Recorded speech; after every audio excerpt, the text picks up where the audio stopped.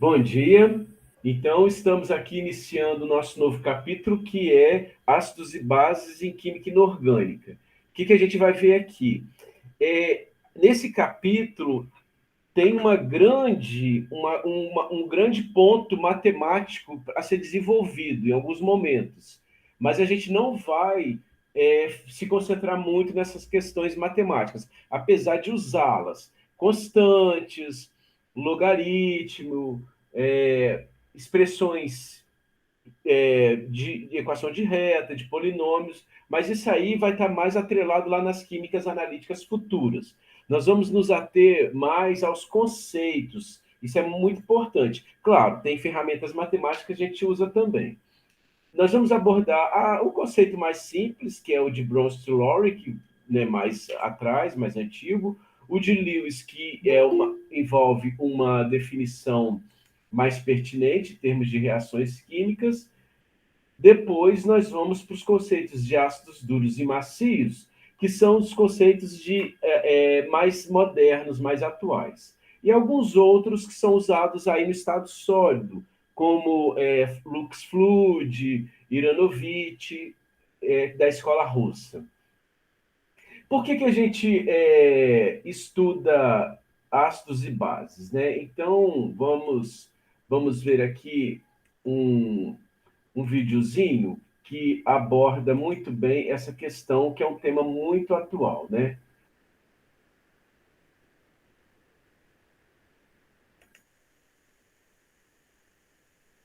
Na verdade, eu vou ter que jogar.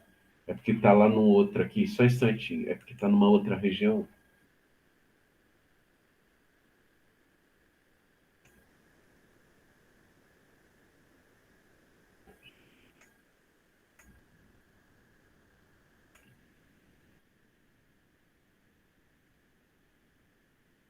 Vou ter que jogar para minha área daqui de dentro, senão eu não consigo passar. Good grammar and spelling are important, but if you want to write essays that inspire, messages that forge brighter connections,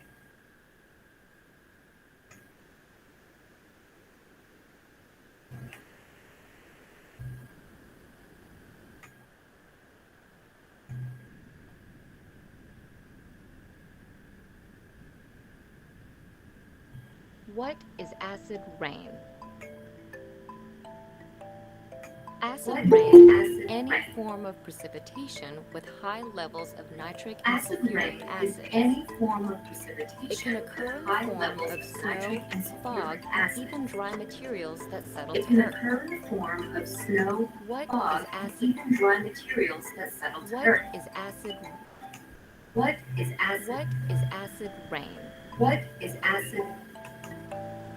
Acid What rain is is acid any rain? form of precipitation with high levels of nitric and Acid sulfuric rain acid. is any form of precipitation with high levels of nitric What and is sulfuric acid? acids. What It is can occur- acid rain? What is acid? Acid What rain is is acid any rain? form of precipitation with high levels of nitric and Acid sulfuric rain is acid. any form of It precipitation can occur with in the high form levels of of snow, nitric and fog, sulfuric and acids. even dry materials that settle It to can earth. occur in the form of snow, Most acid fog, rain and is even dry caused by materials human that settle to activities. earth. Most When acid people rain burn is fossil caused by fuels, human sulfur activities. dioxide and nitrogen oxides When are people burn released into fossil the fuels, atmosphere. sulfur dioxide These and gases nitrogen react with oxides water, are released oxygen, into and the other atmosphere. substances to form These sulfuric and gases nitric react acid. with water, oxygen, and other Winds may substances spread to these form acidic sulfuric and solutions nitric over acid. hundreds of miles. Winds may spread After these it falls acidic to Earth, solutions over acid hundreds rain of enters miles. water systems as runoff and After sinks it into falls the to ground. Earth, acid rain This enters can water make water systems as toxic to runoff and crayfish, sinks into clams, the ground. fish, and other aquatic This animals. can make water toxic to The rest of the crayfish, food chain, clams, fish, including and other non-aquatic aquatic species animals. such as birds, is The often rest of the affected food as chain, well. including non-aquatic Acid species rain such as also birds, harms is forests by often damaging affected as trees' well. leaves. Acid rain Robbing the also soil harms of essential forests by nutrients. damaging trees' leaves, And making it hard for trees robbing to the take soil in of water. essential nutrients, By designing cleaner and power making it plants hard and for using trees to fewer take up fossil water. fuels, By We can designing reduce the cleaner number power of plants pollutants and that using create fewer acid fossil rain. fuels, we can reduce the number of pollutants that create acid rain.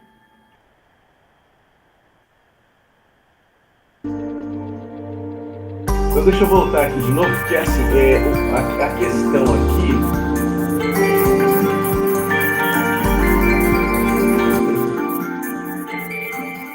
Professor, Tá tendo um. Oi. é que quando você colocou, você deixou seu microfone ligado, aí ficou dando eco. Ah, esqueci desse negócio. Eu vou voltar aqui então. Tá bom. É porque é um vídeo bem ilustrativo, ele aborda a questão da chuva ácida. Então, esse nosso novo assunto, que é estudos de ácidos e bases em química inorgânica, é a nossa base para a compreensão desses fenômenos depois que você tiver num processo industrial ou numa metodologia que você for usar, ou geração de resíduos, né, estudos de química ambiental, etc., que vão promover a mudança da acidez na atmosfera, no solo, na chuva, etc. Então, nós vamos começar com questões bem basiquinhas, as moléculas, os conceitos, alguma coisa matemática. E esse vídeo da National Geographic, ele é bem ilustrativo, né, para apresentar esse tema para vocês. E depois eu vou para um artigo da Spring americana, né, daquela publicação Spring Light, né, de artigos, artigos de química.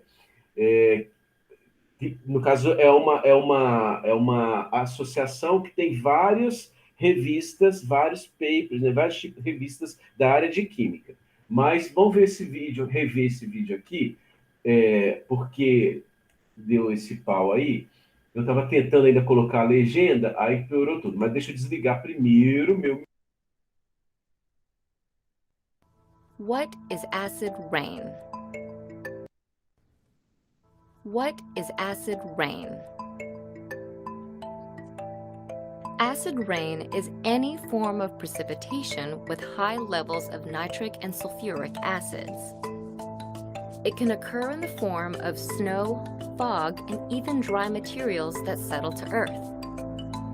Most acid rain is caused by human activities. When people burn fossil fuels, sulfur dioxide and nitrogen oxides are released into the atmosphere. These gases react with water, oxygen, and other substances to form sulfuric and nitric acid. Winds may spread these acidic solutions over hundreds of miles. After it falls to Earth, acid rain enters water systems as runoff and sinks into the ground. This can make water toxic to crayfish, clams, fish, and other aquatic animals. The rest of the food chain, including non-aquatic species such as birds, is often affected as well. Acid rain also harms forests by damaging trees' leaves, robbing the soil of essential nutrients, and making it hard for trees to take up water. By designing cleaner power plants and using fewer fossil fuels, we can reduce the number of pollutants that create acid rain.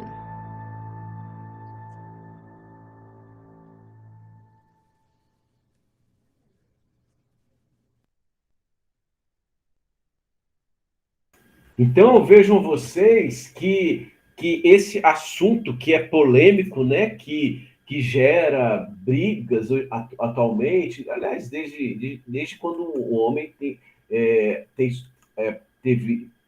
começou a expandir em termos de conquistas de terras, de desenvolvimento de tecnologias, quer seja lá da era do bronze, né, depois do ferro, etc. E ele passou a querer se alimentar, a desenvolver tecnologia. E isso, ele passou a ter influência no planeta, né? Alguns vão falar, mas isso é natural, né, e tal. Outros vão falar, não, mas isso é ação do homem. Então, isso não vai, nós não vamos resolver aqui. O que eu quero passar para vocês são princípios químicos para esses temas começarem a pipocar aí, né, na cabecinha de vocês para futuramente desenvolver uma monografia, né, um trabalho de conclusão de curso, etc. Fazendo uma busca aqui nesse site que eu recebo dessa... onde que vai estar? Não, eu tenho que... Só um instantinho.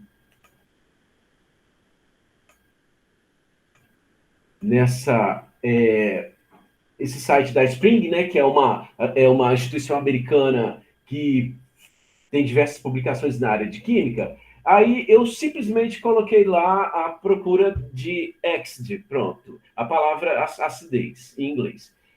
Aí eu me deparei com um artigo recente de 2021 que faz um estudo da absorção de quem? De partículas simples, de espécies simples, compostos simples, de óxido de enxofre e compostos de óxido de nitrogênio, que são os grandes vilões da chuva ácida. Por quê? O dióxido de carbono, o dióxido de enxofre, ele é oriundo da queima de combustível fóssil. E, querendo ou não, o combustível fóssil é o grande vilão dessas alterações aí ambientais. Aí, aqui está descrevendo, né? É legal esse artigo aqui. Depois eu publico lá no AVA, para vocês darem uma olhada. Ele vai borbulhar, vai gerar esses óxidos e aí borbulhar em diversas soluções, como água do mar, hidróxido de sódio, peróxido de hidrogênio, hipoclorito de sódio, permanganato, e vai verificar a eficiência quem retém mais essa substância. E aqui tem gráficos, tem a planta que ele usou, né, o protótipo, para fazer a lavagem desses gases e verificar a absorção. Você está vendo que é uma química bem básica. Ele está usando substâncias nossas aí que a gente está acostumado, óxidos, dióxidos. As reações também são aquelas lá que vocês veem na tabela de potencial de oxidação, redução, espécie simples ali. E gráficos, sempre trabalhando com gráficos, né? Tempo de absorção aqui, de retenção. Aqui você tem vocês vão ver muito esse tipo de curva lá em titulação em química analítica, onde esse ponto de inflexão aqui é o ponto onde ocorre a viragem do indicador, ou o ponto de equivalência da reação, ou a conversão de uma espécie na outra. Aqui você vai ter que tirar de derivada para verificar exatamente que ponto é esse. Aqui, no caso, está sendo em função do tempo, né? Então, são gráficos aqui interessantes de se analisar. Claro, não é o nosso papel agora. Nosso papel agora é verificar a acidez. Quem tem o papel de ácido aqui? Quem é o grande vilão? Vilão, entre aspas, né? Que vai gerar a acidez na solução e aumentar o pH, e daí várias alterações vão surgir. Então, é uma química básica. Química inorgânica, você sabe, é uma base de sustentação de conhecimentos futuros. Indo para alguma polêmica. Outro dia eu estava vendo uma palestra de um pesquisador foi até promovida pelo próprio IFES aí.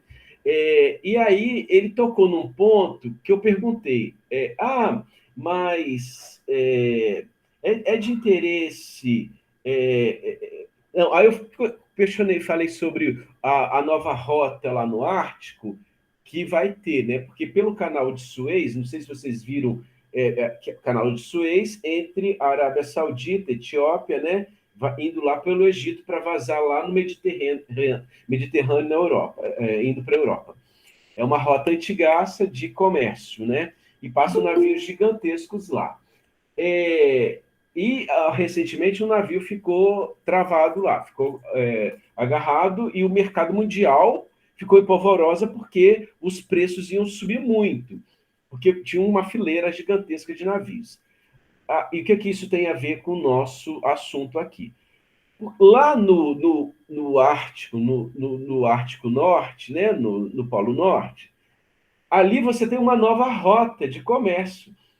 em grande potencial, que está aparecendo via quem? Aquecimento global.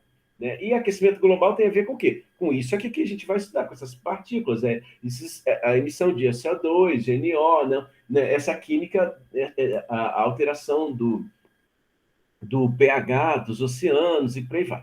E aí derretimento, né, do gelo lá do Ártico e tudo. E eu tava, esse pesquisador, quando eu fiz essa inserção lá para ele tocou nesse assunto dessa. Eu cheguei a tocar nesse assunto com ele também, questionando lá na minha pergunta. E ele falou que uma rota nova que vai ligar o Oriente ao Ocidente, passando por quem? Pela Rússia. Então a Rússia vai dominar aquilo ali totalmente, porque vai passar pelo território dela, aquela linha lá de mar que tem, né, que as nações têm de mar adentro, que faz parte do território, que no Brasil tem, né, as milhas lá. E é uma área assim onde vai reduzir o tempo de transporte assim, significativamente. Ou seja, então, isso vai afetar quem?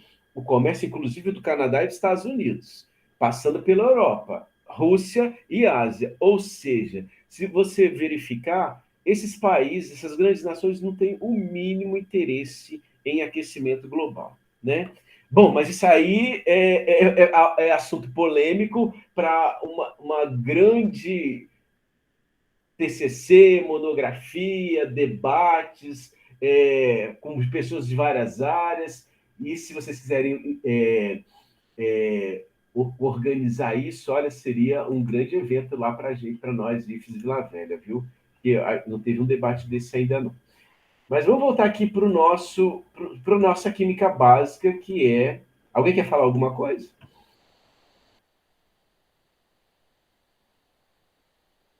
Apesar da nossa química aqui ser básica, né? Então, vamos a ela.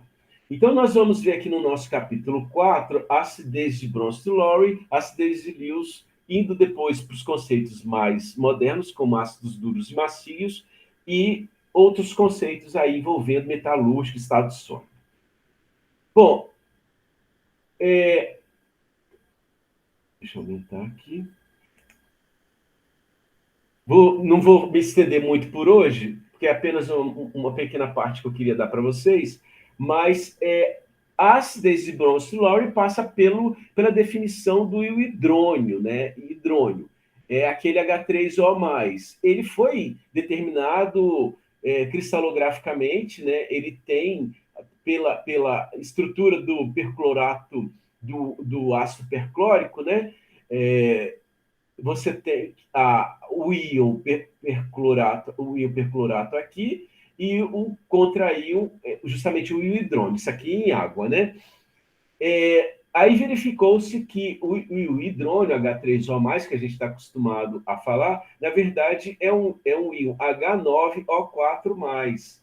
É uma estrutura grande. É o íon hidrônio coordenado a 3 moléculas de água. Estão vendo aqui? Ó? Aqui é o H3O+, e ele está coordenado a 3 moléculas de água, que gerando a estrutura toda H9O4+. Isso aqui tem ângulos definidos, distâncias de ligações definidas, tá certo? E, bom, claro, ele dissolvido numa água cujo ponto de fusão e ebulição são bem definidos, densidade também, numa temperatura controlada a 277 kelvins. Essa água aqui, ela se auto-ioniza, ela com ela mesma, ou seja, é a autoprotólise da água. Ou seja, isso daqui gera uma constante que a 298 Kelvin é da ordem de 10 elevado a menos 14. Então, quando chegar lá na química analítica, quando você for usar a constante da água, é esse valor que você vai usar. E a água, ela tem uma concentração molar. Vocês sabem que concentração molar é conceitual, não é propriedade física, ela é conceitual. A propriedade física é a atividade, né? Mas eu não vou me ater à atividade aqui, não. Atividade é o que envolve toda a solução, toda a força iônica da solução. E as cargas também. E é uma medida experimental de condutividade. Agora, a concentração molar é conceitual, usado aí de conceitos químicos, do mol, por exemplo, né? Número de mols, por proporção por volume, por litro de solução, usado aí para a facilidade dos cálculos. Então, como calcula essa molaridade? A densidade da água a temperatura aí de 298 Kelvin é 1 grama por centímetro cúbico. Então, 1 litro de água vai ter 1.000 gramas. E 1.000 gramas de água tem quantos mols? Massa sobre massa molar. 1.000 sobre a massa molar da água, 18. Ou seja, 1.000 sobre 18, 55,5 mol. Enquanto que estão essas 18... esse 1 mol está em quanto? Em 1.000 gramas, que está em quanto de volume? Em 1 litro de água, ou seja, 55,5 mol em 1 litro de água. Portanto, a água pura tem 55,5 mol por litro, concentração de 55,5 mol por litro. Isso aqui talvez você vá usar em analítica em algum momento lá. A definição de Bronsted-Lowry é que o ácido é uma espécie que em água gera íon H3O+, que é o íon hidrônio, e uma base é uma espécie que em água libera hidroxila. Recebe H+, da água, aqui no caso do meio aquoso. Então, base é uma espécie que aceita próton, formando a amônia, no caso, o íon amônio. Cuidado que aqui é amônia, aqui é amônio. Não confunda a nomenclatura, que eu já vi professor ser reprovado por causa disso. Claro, concurso público, mas em provas aí pode aparecer isso. A água é um exemplo de substância anfiprótica, pode doar ou receber prótons. Aqui ela está doando e aqui ela está recebendo, né? Portanto, ela tem um caráter anfiprótico, ou seja, anfótero. Nessas definições, né, de Bronsted-Lowry, nós temos ácidos e bases pares conjugados. Ou seja, o ácido clorídrico doa H+ para a água, ele é um ácido, e lá no produto vai gerar um cloreto. Portanto, é a base conjugada do HCl. E a água recebe um próton, portanto, ela é a base conjugada e gerando o íon hidrônio. Ela é a base conjugada do íon hidrônio, que está lá no produto. Então, aqui é o ácido conjugado 1 com sua base conjugada 1. Aqui é a base conjugada 2 e aqui é o ácido conjugado 2. Então, atentos a essa definição, porque aqui é um ácido 1 e base 1, e aqui é base 2, ácido 2. Tá certo? A amônia, o caso da amônia. A amônia é uma base conjugada 1 e gera o íon amônio, recebe H+ da água, gera o ácido conjugado 1. E a água é uma base conjugada 2, doa próton, é um ácido conjugado 2, doa próton para a amônia, portanto, é um ácido 2. E gera a base conjugada 2. Então, são os pares conjugados. Você tem que estar aqui atento à estrutura química, quem está doando, quem está recebendo, e o que está formando no produto. Nós agora indo para questões um pouco mais matemáticas, para como quantificar isso. Para um ácido, você tem uma constante de ácido, é a constante de dissociação. Por exemplo, o ácido fluorídrico. A constante de dissociação dele é dada por como? O ácido fluorídrico, ele doa H+ para a água, formando o íon hidrônio, e ele liberando fluoreto. Ou seja, o ácido conjugado 1 do ácido fluorídrico, HF, e a base conjugada fluoreto. Aqui é uma base 2 e o ácido conjugado íon hidrônio. E a constante desse ácido, a constante de dissociação, é dada por quem? Princípio de Le Chatelier, constante produtos dos produtos elevado aos respectivos coeficientes sobre a concentração dos reagentes elevado aos respectivos coeficientes. Ou seja, H3O+, concentração dele elevada a 1, vezes fluoreto elevado a 1, sobre HF elevado a 1. Ah, mas cadê a água? A água não entrou aqui. Por que que a água não entrou aqui? Porque nós vimos aqui atrás que a concentração da água em uma solução diluída é uma constante de valor 55,5 mol por litro. Ou seja, na hora de determinar aquela concentração do ácido fluorídrico, ele usou esse valor aqui. Então, esse valor encontrado aqui de 3,510 a menos 4 é um valor cuja concentração 55,5 mol por litro já entrou aqui. Né? Claro, foi feita por medidas experimentais, né? De atividade, condutividade e tudo mais. Aqui advém de medidas experimentais. E esse valor de 55,5 foi inserido na constante experimental, que gerou esse 3,510 a menos 4, que é um valor tabelado, tem nos livros aí. A da amônia, produto dos produtos, amônio, concentração do amônio vezes hidroxila, elevado aos respectivos coeficientes, que é igual a 1, sobre a concentração de amônia, e da água, portanto, entrou aqui nesse valor de 1,810 a menos 5. Matematicamente, você tem que a constante do ácido vezes a constante da base é igual a Kw. Ou seja, a constante do ácido fluorídrico vezes a constante da sua base conjugada vai dar o Kw, isso em meio aquoso, que é aquele 10 a menos 14. Aplicando menos log aqui, você tira menos log, propriedade de log, log de um produto é a soma dos logs, se aplica menos log aqui e aqui, vai dar menos log de Ka é Kb, mais menos log de Kb é Pkb. E menos log de Kw é Pkw. E quem é pKa e Pkb e Pkw? Estão em tabelas, daqui a pouco a gente vê. Lembrando que pH é menos log da concentração de H+, vocês devem ter visto em Química Geral 2. Aqui está uma tabela que ilustra, de acordo com as espécies. Quem? Os valores de Ka, nesse caso Ka, que são espécies ácidas, de Pkb e as espécies de pares conjugados que vão ser formados a 25 graus Celsius. Então você tem aqui, por exemplo, pegar o íon hidrônio, que é a nossa referência. A água autodissociando vai gerar o íon hidrônio. O Ka dele é igual a 1, e o pK, portanto, tira o menos log de 1, vai dar 0.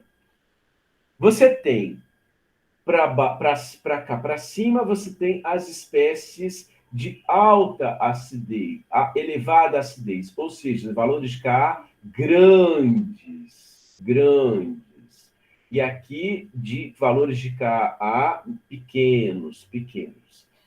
Então, aqui você tem ácidos muito fortes, e aqui você tem espécies ácidas mais fracas.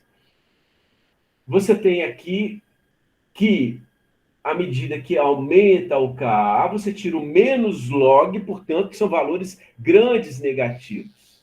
pK grande, maior acidez. Portanto, pKa, Ka grande, maior acidez. Consequentemente, pK pequenos, negativos. E aqui, Ka pequenos, com exponentes negativos, vão gerar elevados valores de pKa. Lembrando, pK é menos log, hein? Atento a isso. Aqui você tem uma nomenclatura que segue aí o PAC, né? Aqui você tem um nome comum, por exemplo, aqui o ácido sulfúrico. Né? Você normalmente o conhece como ácido fúrico, mas se você seguir a norma da IUPAC direitinho, a estrutura dele não é H2SO4, a estrutura correta dele é SO2OH2, porque você tem 2 hidrogênios ligados a grupos O-, ou seja, são 2 hidrogênios ionizados, e a nomenclatura fica como? Dióxido,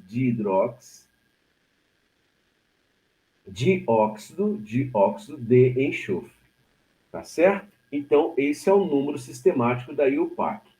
Um outro aqui que você está acostumado, o carbônico do sangue. Olha como é a estrutura dele, ó. Você está acostumado a escrever H2SO4, mas a estrutura correta é um carbono com dupla O e os outros 2 oxigênios são O-. com os dois hidrogênios ionizáveis. Como que é o nome? Óxido de carbono. E com o passar do tempo, nós vamos nos acostumando com essas nomenclaturas aí. Do ácido fosfórico. O ácido fosfórico aqui, ó, é o H3PO4. Olha bem, ele tem, na primeira ionização dele, quando ele perde um H+, ele tem o primeiro valor de K, que é da ordem de 10 a menos 3, 7,5, 10 a menos 3. E o P é K, 2,2. Aí, quando esse H2PO4 perde um hidrogênio para formar o HPO4 2-, HPO4 2-, aí, que é o íon hidrogênio fosfato, né?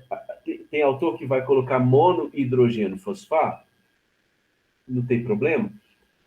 Aí, olha para quanto que vai a constante dele. Cai muito, 10 a menos 13, e o pK aumenta consideravelmente. Desculpa, é de hidrogênio. Era esse aqui que eu tinha que falar, porque esse daqui veio para esse. Ele tem uma constante 10 a menos 8, pK 7,1. Aí depois, o dihidrogênio que vai para monohidrogênio, que vai para esse aqui. Perde um outro H+. Aí decai mais ainda a acidez daquela espécie. Tá certo? Então, à medida que você pode concluir o seguinte, à medida que você vai desprotonando a espécie resultante vai diminuindo o seu poder de acidez, a sua força ácida, né? Diminui a constante aqui. E o do ácido fosfórico é o mais visível, porque ele tem 3 constantes, né, de acidez. O sulfúrico, olha aqui, ó, a primeira é grande, de ácido forte, olha só, K 10 a 2, 10 elevado a 2. E já do monohidrogênio sulfato, o HSO4, que está aqui, ó, ele já foi para a ordem de 10 a menos 2. Bom, nomenclatura e o PAC, atentos a isso aqui, porque daqui a pouco a gente vai usar essa maneira da fórmula aqui, tá bom? Daqui a pouco a gente usa esse tipo de fórmula. Apesar de a gente estar acostumado a usar a fórmula comum. Bom, então o nosso grande exemplo aí é o ácido fosfórico. Prezados, geralmente, numa situação de até metal, por exemplo, metal puro, você vai ter as espécies dele subdivididas de acordo com o pH. A existência daquelas espécies conforme o pH ácido ou alcalino. Você tem aqui, no caso, ilustrando um ácido, mas você pode ter para um metal, para um cobre, para um ferro, por exemplo. Mas vamos ver o ácido sulfúrico. Fosfórico. H3PO4. A primeira ionização dele gera o dihidrogênio fosfato. Então, a primeira dissociação dele, aqui, ó, partido dele totalmente protonado, lá em ácido, região bem ácida, ele está predominando aqui, ó. Aqui é a fração das espécies. Ele está predominando. Tem grande quantidade dele. Aí, você vai aumentando o pH. Ele vai desprotonando, formando quem? Essa espécie, que é a dihidrogênio fosfato. Ela vai aumentando. Ela está nessa linha amarela. Ó. Aqui, ó. Dihidrogênio fosfato. Ela aumenta e a forma totalmente protonada diminui. Até que chega um ponto como se fosse aquela inflexão da curva, onde as concentrações se igualam aqui, vai gerar um valor isso vai ocorrer em um valor de pH 2,12, bem definido, tá bom? Aí você continua adicionando base, claro, porque está desprotonando, está aumentando o pH. Aí formou essa espécie aqui, representado por essa equação. Depois essa espécie, você vai desprotonando ela, vai formando a monohidrogênio fosfato, que é quem? Aí, outra espécie começa a se formar, quem? Essa aqui, ó, monohidrogênio fosfato. Ela começa a crescer. E o dihidrogênio fosfato começa a desprotonar, até que chega um ponto que elas se igualam, lá em pH 7,21 tem um ponto de flexão. E a equação dessa desprotonação é essa daqui. Ou seja, é o K2. Lembrando que o K1 é a concentração de hidrogênio fosfato vezes concentração de H+, sobre do fosfato. Todos elevados aos seus coeficientes. 1 e 1, 1 e 1, 1 e 1. E aqui, quem é? Do monohidrogênio fosfato, vezes concentração de H+, claro, H3O+, que é o conceito de Bronsted-Lowry, sobre a espécie de partida, que é o H2PO4-, elevado aos seus respectivos coeficientes de estequiométrico da reação, 1 e 1 e 1. E, por último, a última desprotonação, que é do monohidrogênio fosfato, gerando fosfato. Portanto, fosfato agora surge e começa a crescer, a aumentar sua concentração, e o monohidrogênio fosfato a diminuir. Até chegar em pH 12,68, as espécies estão iguais aqui. Claro, depois de aumentando mais ainda, só vai ter fosfato. Lá em química analítica, vai ter algum momento que ele vai pedir para você calcular, pode pedir, né? Quando eu fazia graduação, o professor era ruim, ele pedia isso, para calcular as concentrações de todas as espécies presentes num dado pH. Algumas mais predominantes, outras menos predominantes. Isso daqui, da combinação disso, ia gerar um polinômio de ordem 3, né? Mas não é o nosso intuito aqui estudar esse polinômio. Lá em analítica, provavelmente, dependendo do professor, vai cair esse polinômio para você, que é uma combinação dessas 3 constantes aqui. Essas 3 equações. Mas o nosso ponto aqui é mais químico, né? A algum momento a gente usa matemática. Bom, então vamos lá.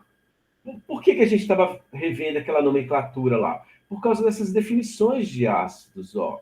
Você tem os aquácidos, os hidroxoácidos e os oxoácidos. E elas são estruturas que vão ser importantes para a gente. É importante você olhar para a estrutura e identificar se é um aquácido, se é um hidroxoácido, se é um oxoácido.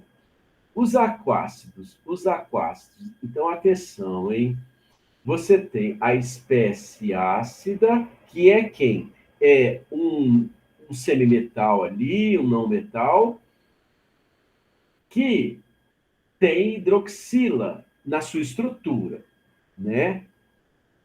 Ou melhor, desculpa, tem água na sua estrutura. E essa água, ela pode doar próton para outra água do meio aquoso, gerando uma estrutura já com uma carga mais negativa, porque perdeu carga positiva, né? E liberando o hidrônio. Então, essa espécie aqui, ela tinha uma água coordenada à espécie E, e essa água coordenada liberou um próton para essa daqui, para essa água do meio, liberando o hidrônio. E se ela perder uma carga positiva, ela era neutra, perdeu uma carga negativa, ela fica com carga. Ela era neutra, perdeu uma carga positiva, fica com carga negativa. Tá beleza? Esses são exemplos de aquácidos. E alguns exemplos de aquácidos. Por exemplo, quando você pega um sal de ferro, 3, você dissolve ele na água, um cloreto férrico, por exemplo. Você dissolve ele na água, o ferro lá vai estar aqui desse jeito, ó. Vai estar um ferro coordenada a 6 moléculas de água. Depois, nos exercícios, a gente faz os desenhozinhos, né, pela lousa eletrônica, para acompanhar a maneira de desenhar, fica melhor. Então, você tem aqui o ferro ligado, coordenado a 6 moléculas de água, né? Então, esse é um exemplo de aquácido. O nome dele, depois você vai ver, que é hexaaquaferro 3. Ferro 3 entre colchetes, entre parênteses, nome estoque, usa algarismo romano para o NOx, 3 em romano. Então, são os aquácidos. São característicos de átomos centrais de baixo estágio de oxidação, metais do bloco SD e de metais situados à esquerda do bloco P. Então, você vai ter alguns aí, metais de transição, vai ter vários lá do bloco SP, boro, carbono, nitrogênio, papapá. Um outro exemplo é o do telúrio, é o hexatelúrio, né? Aqui no caso o telúrio tá com carga zero, não tem carga aqui especificando, então a água é neutra, o telúrio está com carga zero aqui. Outro exemplo são os hidroxoácidos. Opa, desculpa, falei do telúrio aqui, tem carga sim. Os hidroxoácidos são aqueles que têm hidróxido na sua forma, mas não pode ter grupo óxido vizinho, ou seja, não pode ter dupla O lá não. Quem é o exemplo? É o telúrio. É o hidroxitelúrio. Esse telúrio é quanto aqui, ó? Aqui está neutro, mas os hidróxidos têm carga -1. Esse telúrio é mais 6. Desculpem aí, tá? Eu fui atrelar eles lá atrás aos aquácidos, mas na verdade aqui são grupos hidroxilas aqui presentes. São 6 grupos hidroxilas. Cada hidroxila tem carga -1. Carga -1, a molécula está neutra, então o telúrio tem que ter carga +6. Telúrio 6. E é um hidroxoácido, que são todos grupos hidróxidos. Não tem grupo óxido aqui. Que é a próxima classificação. Ó. Olha esse ácido sulfúrico, que é o dihidrogeno, acostumando lá com o nome dele da IUPAC, né? É o dihidroxóxido de enxofre, ou melhor, esse aqui, é o dihidróxido dióxido de enxofre, né? Dióxido, que é SO2. Olha aqui ele, ó, olha o nome como diz direitinho ele, ó, dihidróxido dióxido de enxofre. 2 hidróxidos com o SO2, no caso, dióxido de enxofre aqui. Olha a estrutura dele como está bem representada aqui, ó. Dihidróxido, dióxido de enxofre. Tá certo? Então, a estrutura dele diz para você o nome, né? A gente está acostumado lá a colocar H2SO4, é vício de linguagem química, né? Para facilitar, simplificar, mas o correto seria essa daqui, ó, O2SOH2, que essa aqui sim que é o verdadeiro nome IUPAC. Então, são encontrados lá naqueles elementos centrais, nos não metais, como cloro, enxofre, fósforo, vários exemplos. Mas também lá você tem aqui, esse caso aqui. Esse caso aqui, você tem um equilíbrio de todas as espécies. Aquácido, hidroxoácido, oxoácido. Então, olha bem, pode formar oxoácido lá naqueles metais de transição também, tá? Vamos pensar que essa espécie tem 4 ligantes coordenados ali na linha. Aqui é um octaedro, número de coordenação 6. Nas posições equatoriais, você pensa o rutênio dentro de um quadrado e nos vértices desse quadrado, as ligações com ligante qualquer ali. E nas posições axiais, saindo perpendicularmente do plano desse quadrado, você tem moléculas de água. Molécula de água está neutra, está tudo protonado ali, né? Está normal. Tá normal. Aí, se você desprotonar essas moléculas de água, tirar H+, olha aqui, a carga é 4+, hein? 4+. Se você desprotonar, você está tirando carga positiva, não é? Primeira coisa, pensar para quanto vai a carga. Diminui de 2. Você tirou carga positiva. Então vai para 2, carga 2+. Aí, você está tirando H+. Então, tem que tirar um H+, daqui, vai para grupo hidroxila. E daqui vai para grupo hidroxila. Beleza? Então, formou essa espécie aqui, ó. Duas cargas negativas a menos, e os grupos aqua viraram grupos hidroxo, porque eles perderam H+. Suponha que agora um grupo hidroxo vai perder um H+. Você tirou uma carga positiva. Essa carga aqui vai para quanto? Vai para +1. Você tirou uma carga positiva. E esse grupo hidróxido, ele vira grupo oxo, com RU dupla O. Agora, claro, partindo da direita para a esquerda, você vai estar protonando, tá bom? E aí vai inserindo H+ aqui nos grupos. Esse é o equilíbrio ácido com as 3 classes aí que definem os ácidos inorgânicos.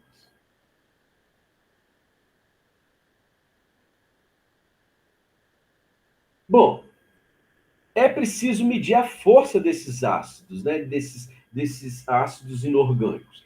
Como que faz? Prezados, a força do ácido não é dada pela constante de dissociação dela?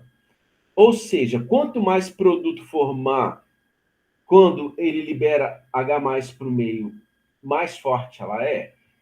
Quanto maior a constante, menor o pK, maior a força do ácido. Não é isso? Então, vamos prever aqui dos aquácidos. Você tem aqui o centro do íon central, do elemento central, quer seja um metal, quer seja um não metal, e uma molécula de água coordenada a ele. Aí, quanto mais esse núcleo repelir esse H+ aqui, maior a força do ácido. Portanto, tem a ver com quem? Com o raio. A força do ácido aumenta com o raio, claro, com a carga. Quanto mais positiva está essa carga aqui, mais repele esse H+. E o raio também. Quanto menor esse raio, mais o raio iônico, mais libera H+. Mais forte é. E essa curva aqui te dá isso, ó. Te dá exatamente isso. Da força do ácido. Aqui é o parâmetro eletrostático. O parâmetro eletrostático está medindo a força iônica da solução. Tá bom? A força iônica da solução. Aqui é o pK. pK é a medida matemática para a força da acidez. É o menos log de Ka. Se o pK está diminuindo, o que está acontecendo com a acidez aqui? Está aumentando, correto? Quanto menor o pK, mais ácido é. Então, essas espécies aqui são todas mais ácidas do que essas. E essas aqui você tem quem? Justamente metal alcalino, alcalino terroso. Agora, pessoal, que têm propriedades alcalinas, né? Agora, pessoal, você tem aqui espécies que respeitam essa lei, né? É medida experimental, no caso, né? Advém de medida experimental. Mas esses aqui estão todos fora dessa linha. Aqui tem vários fatores, os desvios, né? É porque essas espécies aqui podem ter maior caráter covalente da ligação, porque isso aqui é um parâmetro eletrostático, é puramente de ligação iônica, tá? Força de iônica da ligação. Então, aí, quando você tem mais caráter covalente, aí desvia da curva, tá bom? Mas é uma curva válida para medir a força da acidez. Então, maior carga, menor raio, maior repulsão de H+, pela maior carga nuclear efetiva. Daí mais forte a acidez. É o que a gente já falou aqui até o momento. Lembra de Linus Pauling, que ganhou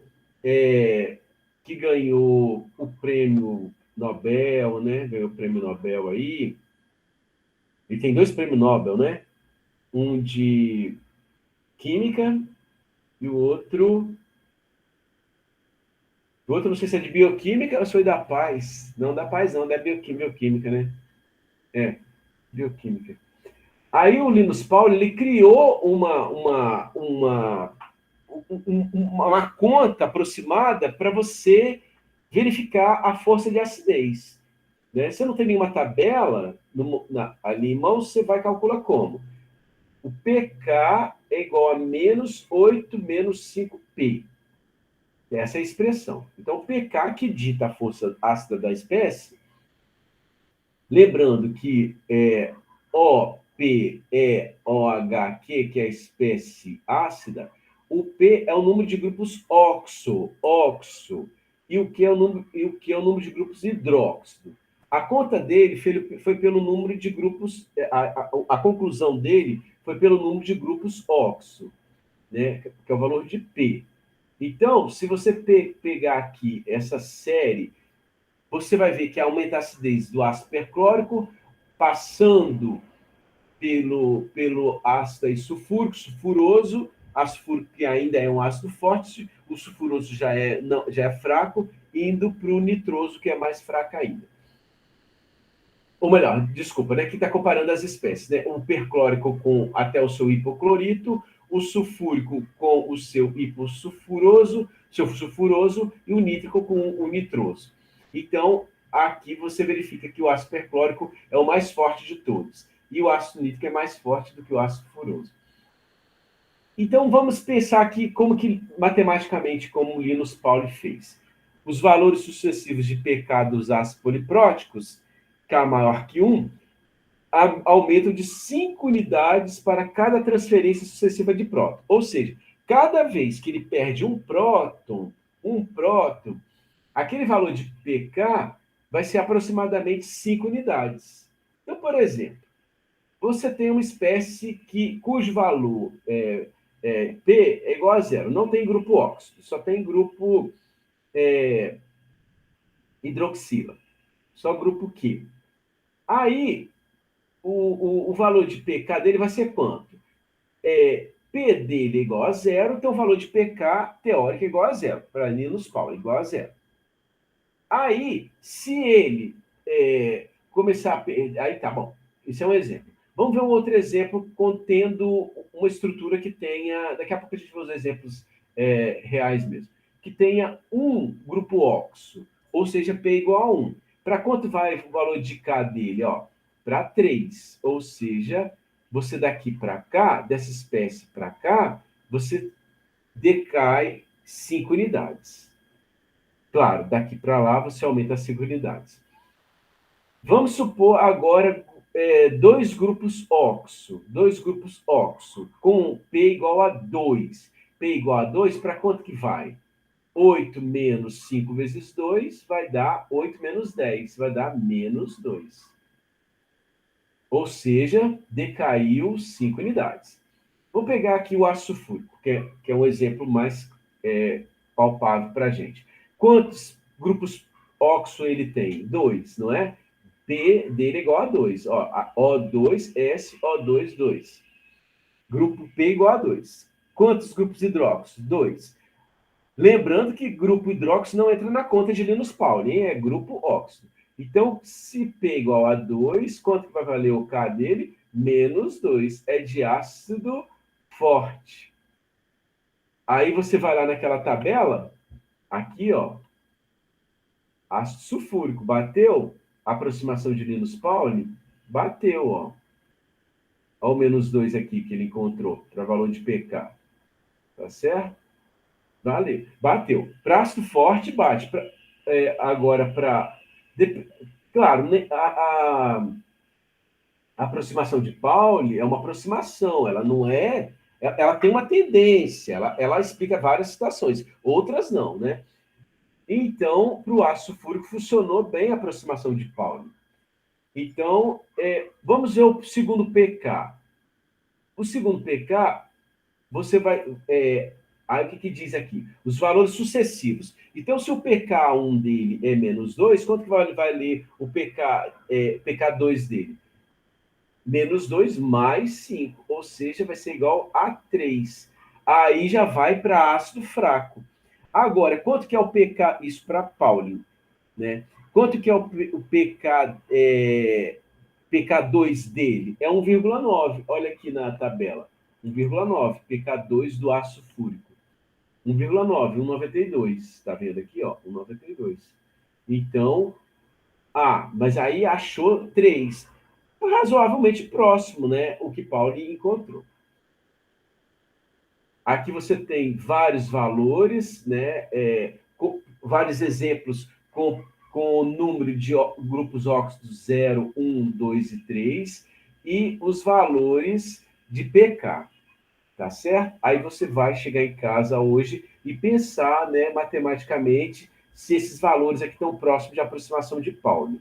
Tá beleza? E eu vou parar por aqui para não ficar tanta teoria hoje e não ficar muita coisa para vocês, né? De uma tacada só.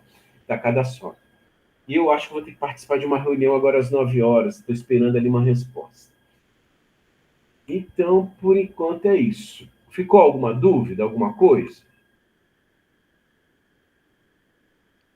Acho que não, professor. Não? Tá, beleza. Carolina, você faz provas excelentes. Parabéns, Carolina. Sua prova é um gabarito.